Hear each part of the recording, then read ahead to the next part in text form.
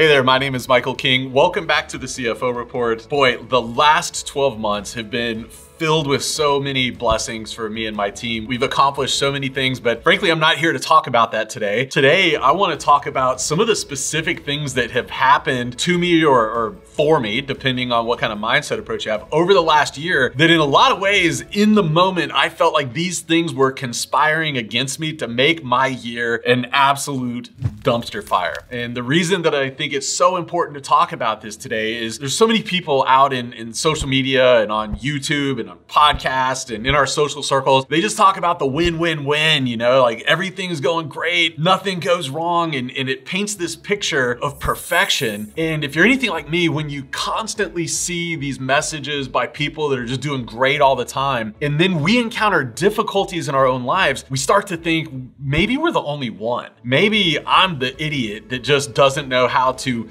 business the right way, and that's why I'm losing clients, or I'm having struggles with this, or whatever the thing might be. I'm gaining weight, or I'm not losing weight, or I'm having trouble in my relationships. When we see these pictures of all these other people that are just winning all the time, we can tell ourselves a story that we're not good enough, or that we don't belong. And so today I want to share those specific things that were just punches to the face last year for me in terms of business and in my personal life. And after I kind of go through this list, just to give you a sliver of hope that you're not the only one that's facing challenges and problems and missed goals and all the things in life, I also want to share with you some specific mindsets and actions that I take to help me navigate around or overcome these challenges that inevitably come up in the world.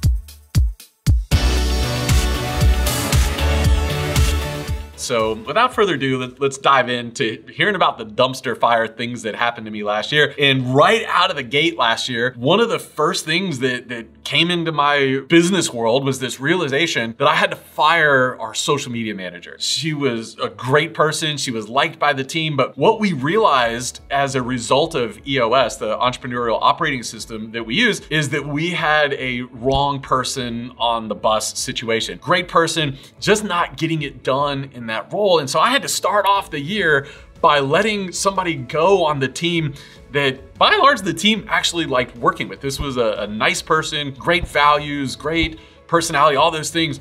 But it was very clear that she just wasn't right for the team. And so boom, January 1st, right out of the gates, gotta let somebody go. That's never easy. In addition to that, throughout the last year, I saw my closing rate for sales tank. I mean, absolutely plummet. Historically speaking, out of every 10 sales calls or so that I get on, you can pretty much bank on me closing 7 or 8. So my close rate's around 70 to 80% historically. Last year, I found that sales rate or that close rate plummet to somewhere between 10 and 20% for the vast majority of the year.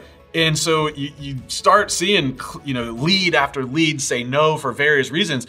And the self-talk, the doubt, the confidence, it really can kind of get inside your head, and just the stories that you start telling yourself. I was lucky before, I don't have it anymore. Maybe I'm not the right person for this. Business needs change. You start to wonder, do you have what it takes to bring in new revenue and to not just grow the business, but to sustain the business? Like I said, this was a period of like 7 or 8 years, super demoralizing and frankly depressing a lot of times. Laying in bed, not able to sleep, and just, again, the self-talk. I don't know if you're one of those people that does the self-talk, but man, it was really tough for me last year. In addition to struggling to bring in new business for a season, we also had some clients fire us last year. I mean, there's no two ways about it. There were quite a few reasons that happened. Our onboarding process needs an overhaul. We realized that onboarding was taking entirely too long. In some cases, we recognized that we weren't doing a good job of connecting our clients' goals to the strategies and the tactics that we were suggesting. And so there was this chasm that started to develop between where they needed to go and what we were telling them. They just couldn't connect those dots. And it resulted in us getting fired. And gosh, tens of thousands of dollars went out the door because of poor onboarding and our failure to do a great job of connecting tactics and strategies to their goals. And then as the leader of the organization, I realized that I had done a poor job of setting the expectations and coaching my team around how to do that. And so again, the self-talk and the stories and all the things, they start to really fill my mind, and it just makes it hard sometimes to get up and come to work every day. And so you take that, the fact that close rates are down, we had some clients fire us, and then, you know, towards the end of the year, I had a team member leave, and overnight, over $500,000 in recurring revenue walked out the door. Literally overnight, $500,000, over $500,000 in recurring revenue was just gone. And you have this realization that in a lot of ways, a fractional CFO firm is kind of like a law firm, in that client loyalties in a lot of ways are tied to the fractional CFO and not to the firm. And so, man, I found myself in late Q2, almost into Q3 last year, in this situation where revenue dropped almost to the level that the business couldn't sustain. And so, boy, the fear that comes up in that moment, the uncertainty, the doubt, you know, I've got people counting on me to pay their paychecks. Am I the right person to do this? How can I let this happen? Oh my gosh, oh my gosh, oh my gosh. It's hard. It's really, really, really hard. And then on the personal front, a lot of you know that last year my wife and I adopted a 10-year-old boy. He's a 5th grader, and shortly after he came into our lives, we realized he really struggles with math. And in a lot of ways, or by a lot of accounts, he's somewhere between 1.5 years and 2 years behind where he should be. And boy, I'm realizing there's this human being that's counting on me to guide him and lead him and love on him and getting caught up to speed on math. And I haven't even looked at math in, like, I don't know, 20 or 30 years. And much less, like, I've never tutored math before. And I don't know how old you are or when you went to 5th grade, but I'll tell you, like, math today in 5th grade looks nothing like it did when I was in 5th grade, however many years ago that was. And so again, like, I find myself in this situation asking myself the question, do I belong here? Am I the right person for this? How am I going to help this person that needs my help out of this problem that he's in, this situation that he's in? So, you know, on the business side, on the personal side, lots of things happened last year. And I share this with you to let you know that if you're somebody that's struggling in business, in life, if you've got the self-doubt and the self-talk and you're convincing yourself you don't belong, the fact that these things are going wrong doesn't mean that you don't belong. It just means that you're human and you're in the game. What I like to do now is just share with you some ideas on how I work around and work through the challenges that inevitably come up in life. My hope is that you can apply some of these when you find yourself facing similar challenges. Maybe you're in a season right now when you're facing some of these. So let's just dive in. Number one, I am really, really intentional about reading very specific books, taking specific courses, consuming certain specific content around whatever season I'm in. One of the questions that I get asked a lot is, hey, Mike, what books do you recommend that I read? And my answer is always the same. Like, what season are you in right now? What specific goals do you have? What specific problems do you have? And focus your attention on resources that are gonna level you up on those things rather than just arbitrarily reading. So as I realized that in the case of my son, that I had no idea how to teach a 5th grader how to divide fractions, I went to YouTube and I spent an entire afternoon and well into the evening watching hours of YouTube videos on 5th grade math. How to teach 5th graders fractions, on how to teach 5th graders how to divide fractions. And I'm watching all these things and spending time to kind of figure out, how do I do this? And then it's, let me go and try 2 or 3 of these things tomorrow. Well, you know, when I tried those 3 things, he ended up storming off to his room crying and slamming the door. I'm like, okay, maybe those aren't the right ways to teach him. And so then the next day I'm back and I'm reading a book or finding some kind of course on how to do it. And there's just this application or this process of application. Let's try a couple things. And gosh, at the end of the day, most of them didn't work, but we did find 1 or 2 things that worked tremendously well. So if you find yourself in a season where sales are down, or you're having a hard time with managing people or leading people on your team, or your 5th grade kiddo struggling with math, go and read specific books, find videos that are kind of specific to that. Ask yourself, like, what season am I in? And just find some books that or other resources that'll help you. Number 2, I think this is I think this is one of the things I do really well in life, and that is seeking mentorship and guidance from people in my life when I'm faced with a big goal or a big challenge or uncertainty. And I think this is why it's so important to have people around you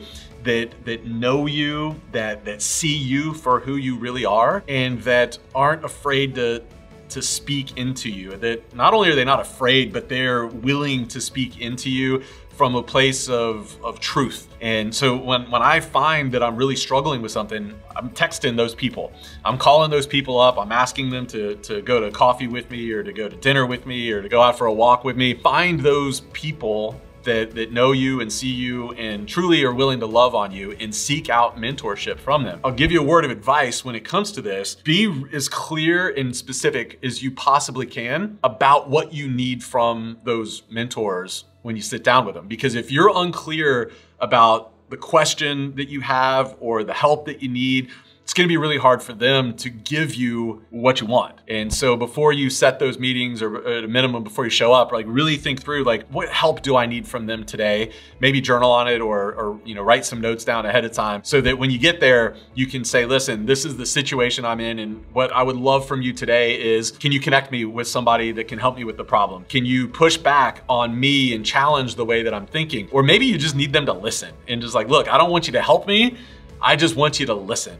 But whatever your thing is, be really clear with those mentors about what you need from them, so that they can deliver what you need. In a similar vein, I would really encourage you to be extremely careful about who you surround yourself and what content you consume. You probably know these people in your life. You know, and I hope this isn't you, but you know the people that are just like all the time watching the news. And I don't care if it's Fox News or CNN News or some other news thing in between. The people that are just constantly watching the news all the time, they get these crazy ideas in their head about how the world is ending. Maybe you've got the Uncle Tito that thinks that, everything is a government conspiracy, and, In-N-Out Burger is really just a front for the CIA, and they're listening to you at the drive-thru. You know who I'm talking about. You know who Uncle Tito is. If you're constantly consuming the news, and you're constantly surrounding yourself with people that have just negative mindsets, these toxic mindsets, that's going to bleed into your brain and into your life. It's going to infect you, and you're going to see a tangible